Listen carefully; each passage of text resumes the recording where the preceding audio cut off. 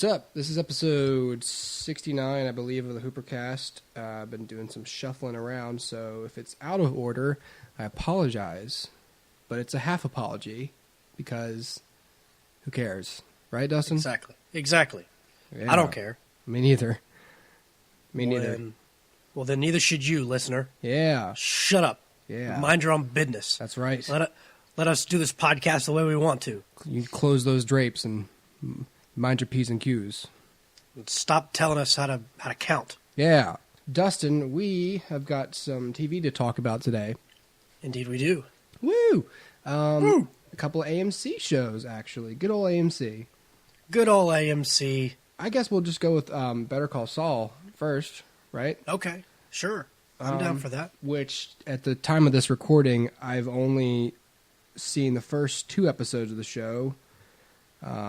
I ran out of... I don't have TV right now because I'm having some difficulty acquiring it. So I've only seen the first 2. And by the time this is released, it'll probably be right before the airing of the 4th episode.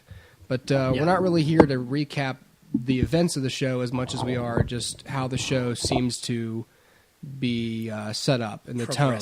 Yeah. Really just more of an early assessment of the show. And then after we're done talking about this, we'll talk about The Walking Dead as well. Yes. And just to let all of you listeners know, I'm a little under the weather, so sniffles and coughs, I apologize for them. I'm above the weather because I'm better than everybody else, so including the weather. So Dustin's down there with the little people underneath it, but I'm up with the clouds. I'm up with the...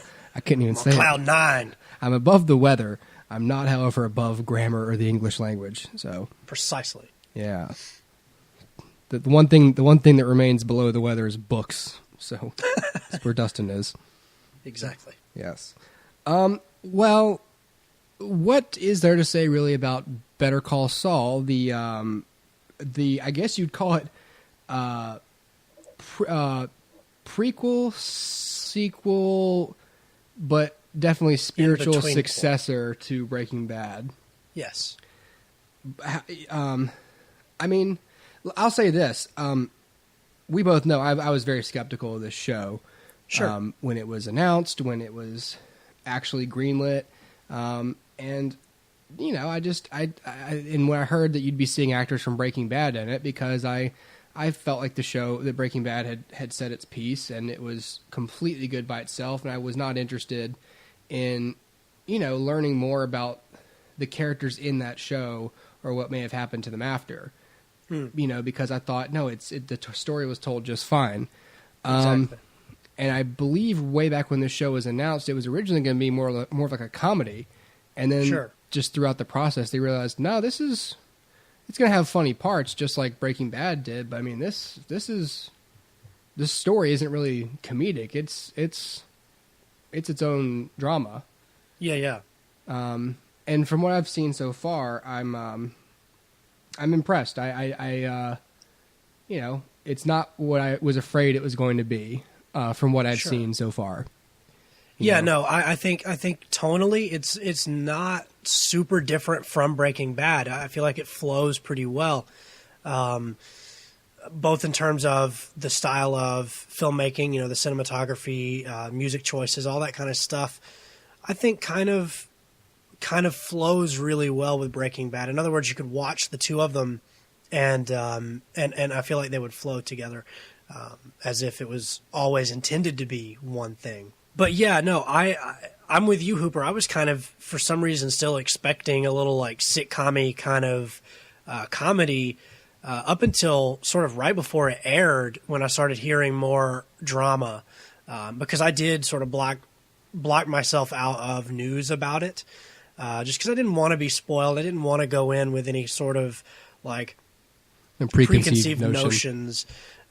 So I definitely did block everything out. I didn't really watch many trailers. I didn't really go out of my way to find out anything about the show. So right before it aired, I'd sort of heard a few people who had seen screeners talk about how dramatic it was. And I guess that kind of caught me off guard. And even when I watched the pilot, felt like in my mind I had built it up into something that it was never going to be.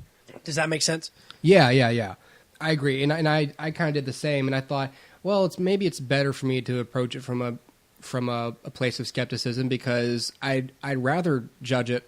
I'd rather give it a high bar, because if you're going to involve a lot of the same cast and characters and creative team and setting as Breaking Bad, and you're going to put it on the same network, and you want to carry that audience over. I mean, if the only reason I watched it was well, really, because you told me it was good, but if Vince Gilligan hadn't been involved, I don't know if I would have jumped aboard. Right. Sure. I was and I think maybe he knew that. Like, he probably was confident that Peter Gould could do the show without him. Sure. But he probably thought that he'd help it jump off, and that that I don't know how many people he thought might Google and see if he was involved, but it certainly was a big factor in me choosing to watch the show. Sure. And rightfully so. I mean, he's the keeper of that whole world, and if he's not involved, then I'm not really interested. And what they did too was, I'm glad that they really gave Saul, or Jimmy. I'm going to call him Saul. I mean, he's okay. That's because that's who we know him as. That's the that's the name and the title. Yeah. Even though and I think it's referenced in Breaking Bad. Saul Goodman's real name is James McGill. Right. And so throughout this show, he's called Jimmy. Jimmy, yeah, but, yeah. So it does help it feel like a different show right off the bat, because he's not even referred to as Saul in these first couple episodes, because that's just not who he is yet. So maybe that was an extra layer of separation for me that helped me give the show a fair shot, because they're not going like, oh, hey, Goodman. Because it didn't feel, because he's a completely different person at this point. Right. He's still got that scheming little side to him, but at this point, he's got too many external problems in his life to really, focus. To really, what I mean? Like, there's too much going on in his life. Like, he hasn't reached the point yet of being the real criminal lawyer that he refers to himself as in Breaking Bad. I mean, when we see him right at the start of the show, he's a public defender making crap money for people, juvenile crap delinquents cases. And stupid cases. I thought it was so funny the case the right off the bat, because the whole time you're wondering like what they do, and right. And tell me that does not set the tone of the show right from the get go. Yeah. So that was cool, and I think it's real interesting, the situation with his brother. Yeah, I didn't even realize there were people out there who thought that they might be sensitive to electromagnetism. Yeah. And so the whole phone in the mailbox thing, and the cooler, and lanterns and stuff for this super rich lawyer who has cancer and thinks he has electromagnetic sensitivity. It's just it's maybe it's a small thing in the grand scheme of things, but at least it's not like, oh, I have leukemia and I've got I've got kidney failure and I got a dialysis machine. It's like, this is something I've never seen. This, I mean, the show takes place in what, 2002? 2002, yeah, I believe so. Yeah, so I mean, it's kind of interesting that it's also set, 13 years ago. Yeah. And it kind of removes a few of the... I always enjoy that in a way, because it forces you to write in a way that doesn't rely on the internet as much, or smartphones, like things like that not being around really help conflict. Yeah. There's still cell phones and cars and lots of other things we have, but for all those millennials who may be listening, things were a tad bit more difficult in terms of communication in the early 2000s, and so yeah, it's an interesting setting for the show, and I like the characters that they've put forth so far. I like him. I like that. What's his name? Mike works at a toll booth, and he's one of those minimum wage douchebags who won't let you through the gate no matter what. Yep. And I like the two the two twin dudes. Yeah. The skateboarders. It's so far I'm impressed with the show, and I'd like to, as soon as I get my cable back, I'll keep watching it. Sure. I can finally be with the show on the ground floor this time, because I usually catch up with these shows when they're in their second or third season, and I'm the same way. It'd be interesting to sort of get on board at the beginning, from the beginning. Yeah.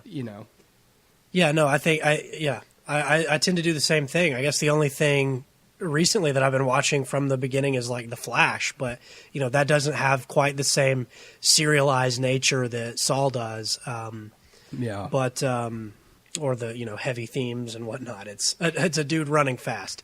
Yeah. What is Barry running from? Inside of himself. That's the real question. So I mean, I'll tell you what I really sort of enjoyed about the pilot is the lack of exposition. And I feel like had this been on any other network, they would have been forced to say a lot of things up front and set the world a lot quicker, but a lot more obviously. So when you watch the pilot, I don't even think the pilot tells you his relationship to Chuck. I think they just talk. Or do they say brother? I can't remember. I didn't realize for a long time who he was. I think it may have been on that letter he received, when he gets the check. Yeah, maybe. Because I couldn't read it fast enough, but I'm sure if you freeze framed it would say, for your brother Chuck or whatever. Just to throw in there, well, we did tell you. Right, but I think it's not until he goes to his house and he's like, mm-hmm. or, hey, we're brothers or something. I mean, it wasn't fairly obvious, but someone at some point says, because he has the same name, and he's like, McGill. Right. And then I realized, this is brother. Brother, yeah. So I enjoy his when 60-year-old brother. I enjoy when they take their time setting everything up, and they do it in a realistic way, which it sounds nitpicky, I guess, to be because at the end of the day, you kind of have to have some exposition. But if you do it in a realistic way, I never felt like it was, Jimmy going to Chuck and saying, "Chuck, you're my brother, and you wouldn't do this," right. Setting everything out from the, "You're my brother, and you have cancer, and you shouldn't be doing these things," or whatever it is, that they play it in a very realistic way, and I enjoy as an audience member being treated like I'm able to put things together for myself. Well, and also treat me like I was telling John this at some point. Mm-hmm. There are really two big factors for me when I'm watching something that are bigger factors for me than they probably are for other people, and mm-hmm. bigger factors to me than plot or whatever this. I want to feel like the choices that people make actual sense. I want the motivation for their choices to be understandable. Yeah. And I want them to talk the way people talk. Yeah. And I understand in media you can't always do that because you're trying to give information, but I do appreciate whenever I can drop in on a show and feel like, I'm with one of the ghosts of Christmas Present, and I'm just observing something. Fly on the wall.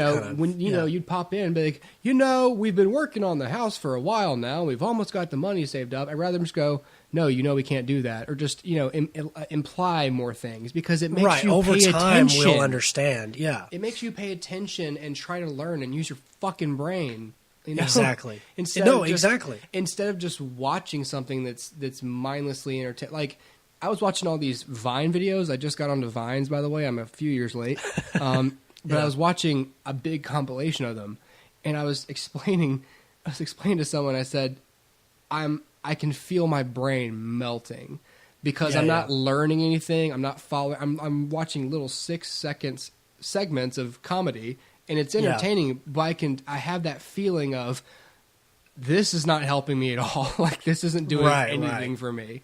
And I don't want that feeling when I watch a show. I don't want to just sit there and feel like, oh, that's funny, but then feel like it was a big waste of time. So this is the opposite, where you've got a story to follow, characters to follow, and it's not being spoon-fed to you. Yeah, exactly. So yeah, I enjoy that, and the pilot episode had some Vince Gilligan fingerprints kind of all over it in terms of shot design and even just the way it was written and the way everything kind of unfolded. It's very quiet, that pilot episode. When you think back about it, the first half of it's very, very quiet. I enjoy that kind of stuff. I think there's something to be said for this minimalism kind of withholding of information, because over time we will understand it, And we don't have to know every single thing about these characters right up front. And to be honest, we don't have to know every single thing about them anyway. We just have to know enough about them to sympathize and understand why they make the choices they make. And I just enjoy that style of writing, and it carries over. I think Vince Gilligan did write the pilot, or at least co-wrote it, and but I don't think he did any of the other episodes. But that style, that tone that Vince sets in the pilot and in Breaking Bad definitely carries over to episode 2 and 3. I'm with you, Hooper. I was pleasantly surprised because my two worst fears for this show were A, that it would be so bad it would taint Breaking Bad, or that it would be so good that it would be better than Breaking Bad. Those were my two worst fears, and I don't think either one of those fears, will happen. But I think we're off to a really good start here, and especially when compared to a lot of things on TV. I'm, like I said, 3 episodes in, and I'm already more connected to this show than pretty much anything else after 3 episodes, and so that's a feat in and of itself. So yeah. It's I've got. I mean, my expectations are now raised for this show, but not in a way that. I mean, if they keep doing what they're doing, they've got my viewership for now. Sure. Yeah. Like whenever they start introducing like time travel and aliens, then we'll start talking about, I think you jumped the shark, but I don't think we have to worry about them doing anything outrageous. I think they know what they're doing. Well, and they also know that they have a very set, end game for because eventually he becomes Saul Goodman, criminal lawyer of Albuquerque, and with Huell and his little office and certain kinds of clientele. I'm sure we'll see whoever other characters at some point. And my only hope is that that's good because it forces them like, well, what else is interesting about our show? Because people know where the plot's going to end up. So what happens? And you have to explore what kinds of things Saul Goodman has seen by the time he becomes Saul Goodman. Sure. So it forces you to make the character more interesting. Exactly. As opposed to just relying on a plot and events happening to spice up your show. Exactly. So it's good. And I'll say this too. Episode 1 started with a pretty long sequence in black and white, which was I had to go back and read because I didn't even realize what that was supposed to be. Like I thought. See. I didn't understand the point at first. Gotcha. The only reason I knew what was happening was because I remember this offhanded joke that Saul makes in Breaking Bad that if I'm lucky, I'll be managing a Cinnabon in Omaha, and as it turns out, that's where he is. Yeah. So it starts with this black and white sequence that's set after Breaking Bad. Now I don't know exactly where they're going to go with that. It seems Saul is a little paranoid and a little nostalgic for his time as Saul Goodman, because I don't know what his name is, his witness protection name or whatever. But he I think what they're doing is smart because I think I can say this, Hooper. By the time the 3rd episode wraps up, we still haven't seen that again. I don't know how often we'll go to that, or if we never will again. I'm not sure. But I think it does a really good job right up front of setting the stage of the different sort of chapters in this man's life. Yeah. So we start with him like broken and paranoid. We've seen him already like top of his game criminal lawyer. Mm-hmm. And then when we flash back, he's this broken, the world is against me. I'm running a law office out of like the maintenance room of a nail salon. Yeah. Kind of guy. And I think it's really cool to be able to see these different chapters in his life and hopefully we will see the future Saul at some point again, because I think there's still a story left to tell there. I don't know what it is, but I mean, I believe they could make something happen. Yeah. And yeah, I just think it's interesting because I think you know this about me, Hooper. One of the things that I love watching, and one of the reasons I loved Breaking Bad, is change. I love to see change in people. And that's why I love, when you watch Lord of the Rings, you can see how different Frodo is at the beginning of Fellowship of the Ring and at the end of Return of the King.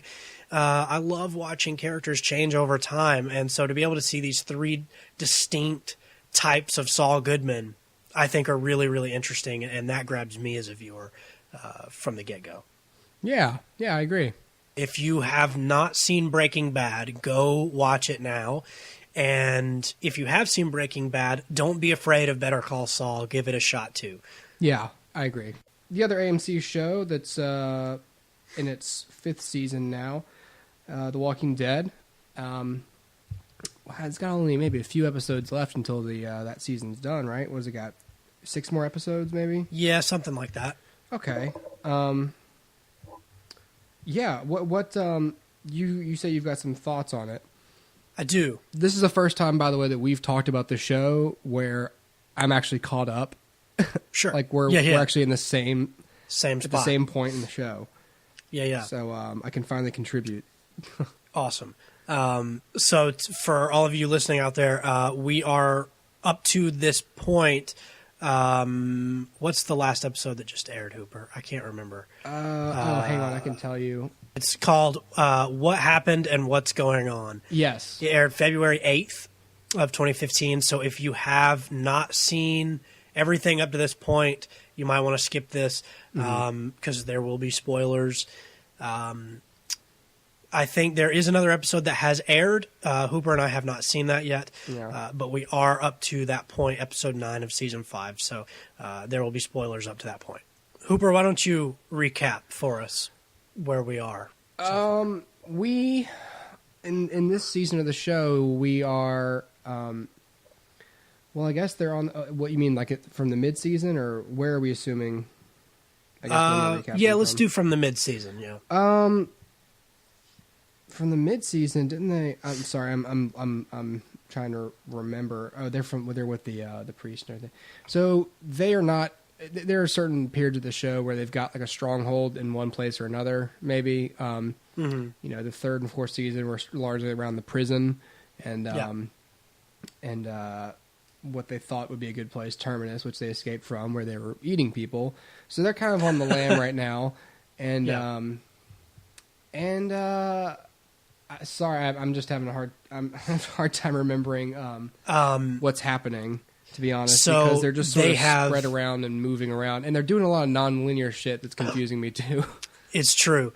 They have escaped from Atlanta, and they've picked up a new character played by Everybody Hates Chris. I don't know his name. Oh, that's right. They went back to Atlanta. That dude.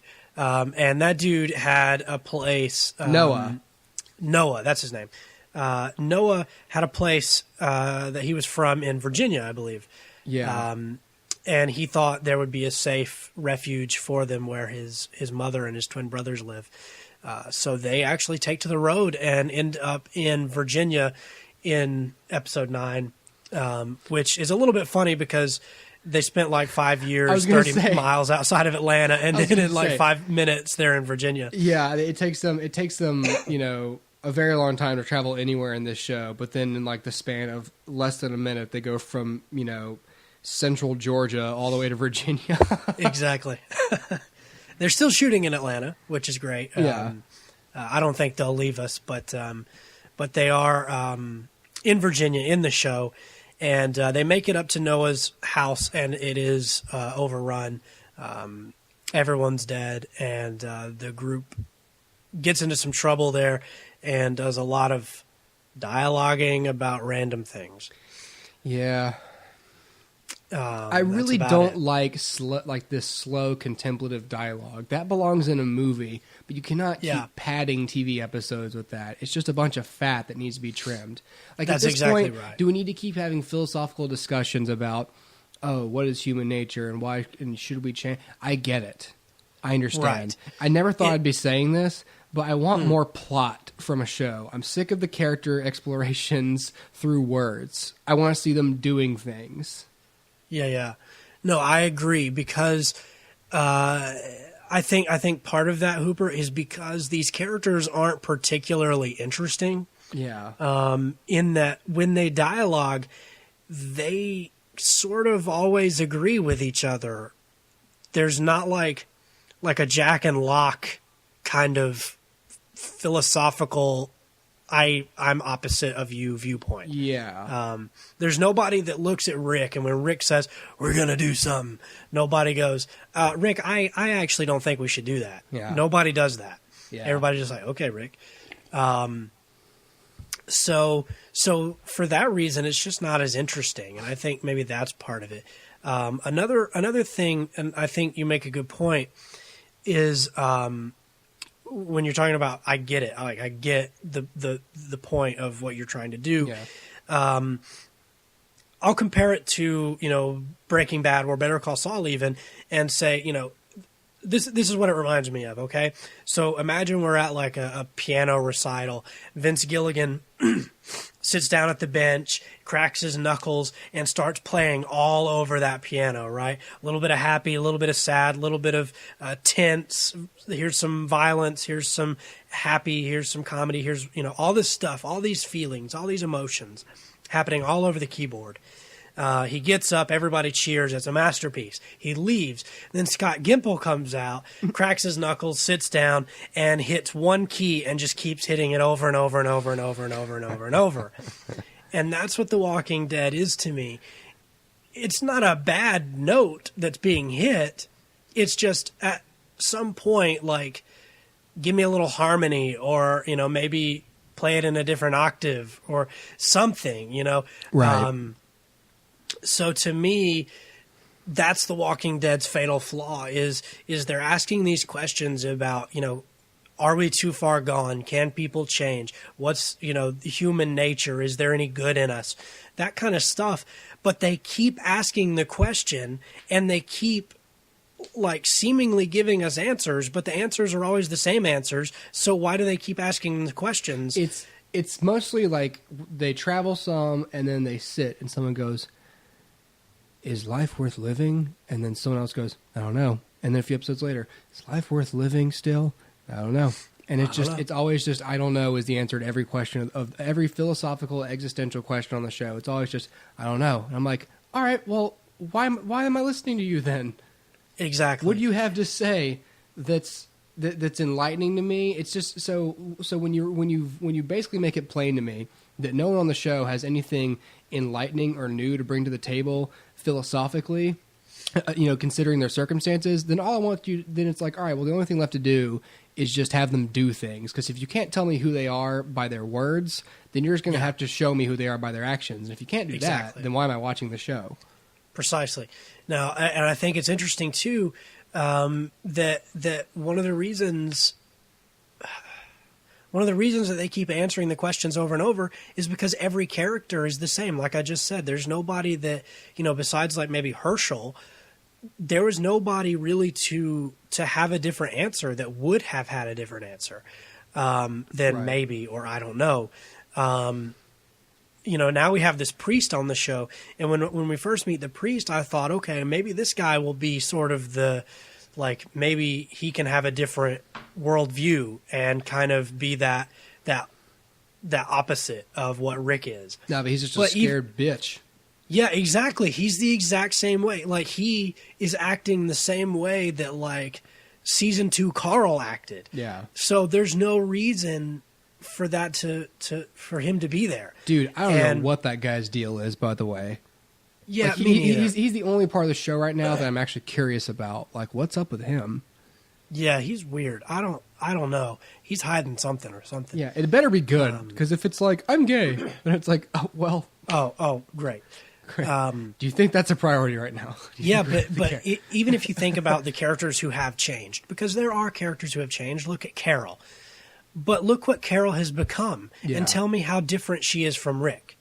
Not really. Yeah. Because so if every character is having the same arc, yeah, even Carl, from little kid to hunter, it's the same arc. Everyone's just learning how to hunt and how to kill. So where's the difference? And then I thought, okay, Tyrese is going to be that difference. Because here's this guy who's like, I don't really want to kill nobody. I don't really want to do nothing. I just want to hug people.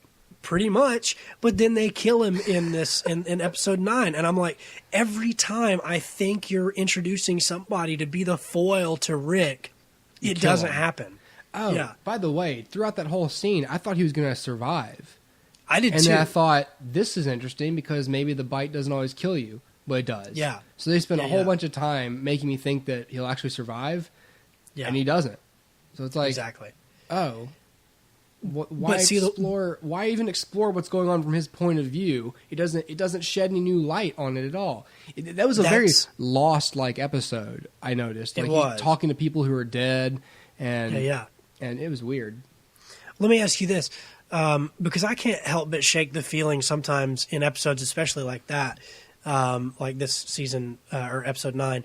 I feel like sometimes those are waste of time episodes because, like you said, they're not really shedding new light on anything, and the primary like plot that we're following is him trying to survive, right? And then when he doesn't survive, it doesn't really affect any of the other characters who do live. Yeah. And so I feel like the time that we spent watching him fight to live is wasted when he dies and nothing is changed by his death. Yeah, exactly. Like they bury him and stuff, and it's sad, but like it was essentially a bottle episode. I mean, all it accomplished was the only thing that really changed was, okay, now there's one less protagonist. Sure. But that's not.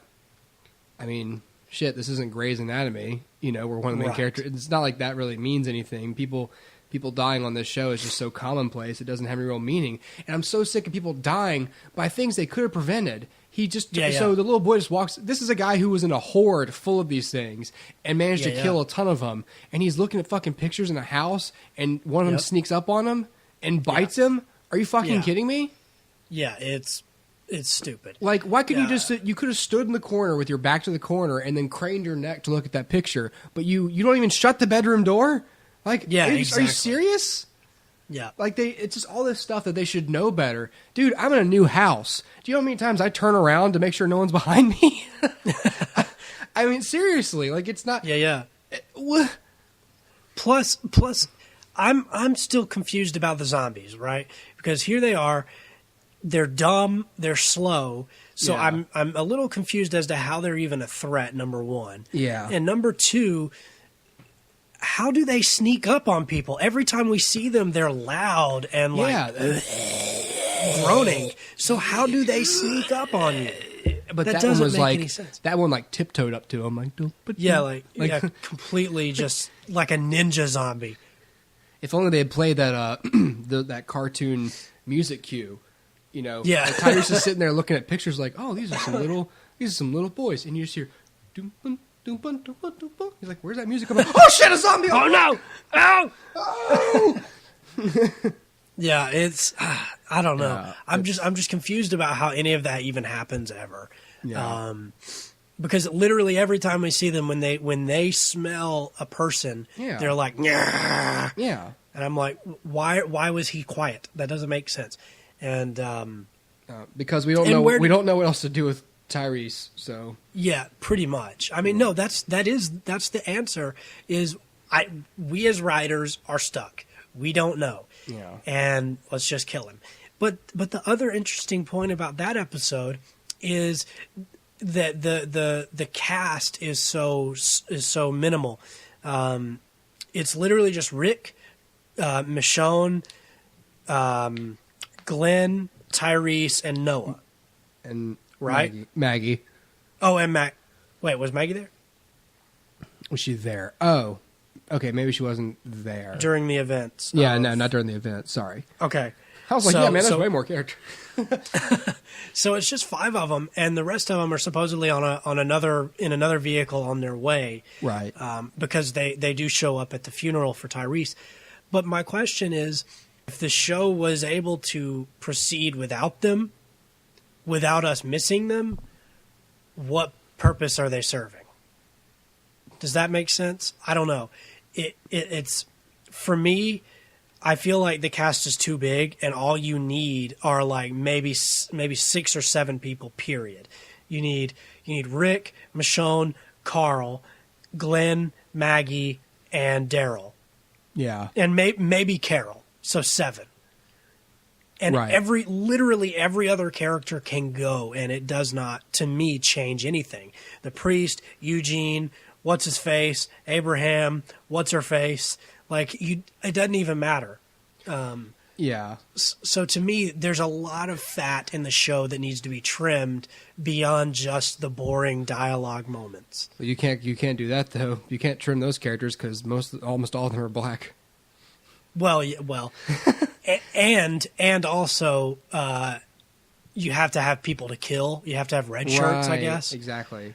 But I mean, imagine if you just had 7 people and they would meet somebody every now and then. You could kill them, but if you just had those 7 people, when one of those people die, how affecting to the audience that would be, rather than just keep killing the characters we don't care about. Yeah. I mean, every season you kind of have to lose at least one of the main people we've known from the beginning. I mean, Michonne's kind of become a good main character, and it would affect me if she was killed, because I feel like she's an asset to their group. Yeah, exactly. But killing Tyrese is just like, all right, he wasn't doing much anyway. He seemed kind of just, he didn't really add much. Exactly. So, and also I thought it was funny when he was like seeing all the dead people. Yeah. You see Beth, you see Bob, you see those 2 girls and the governor. But out of all of those, only the governor and Beth really even mattered. It just reminded me how pointless a lot of those characters were. Right. But anyway, I don't know. Look, The Walking Dead is still fun to watch. It's fun to like just put it on and kind of check out. But really, it's not doing anything revolutionary. It's not doing anything really interesting or really worth like your time and money necessarily. Like, I look at it like this, and I never thought I would say this, but there are 2 shows on the CW right now that I would rather watch than this show on AMC. Yeah. And that to me is so strange. And yes, I'll give it to The Walking Dead that, their acting tends to be better, the cinematography tends to be better. But really what The Walking Dead is doing, like at this point, we're 5 seasons in. If I were, 5 seasons into Breaking Bad, I would be like, I have to see how this ends. But with The Walking Dead, there's not any burning question that I'm like, I have to know before this show is over. I have to know the answer to this question. There's no question like that. Yeah. For me. Lost was full of those burning questions. And we know how disappointing that was at the end, Lost, but Lost was still, to me, a better show than The Walking Dead is right now. Yeah. So, I don't know. Like I said, it's still fun to watch, but they've got to use that keyboard a little more than just the one note. All right, well, I'll go ahead and put this one to bed. I think we've said our piece on it. So, sure. Okay. You're starting to Starscream, so I don't know if that's going on the recording or if that's just what I hear, but bye, everybody. See you next time.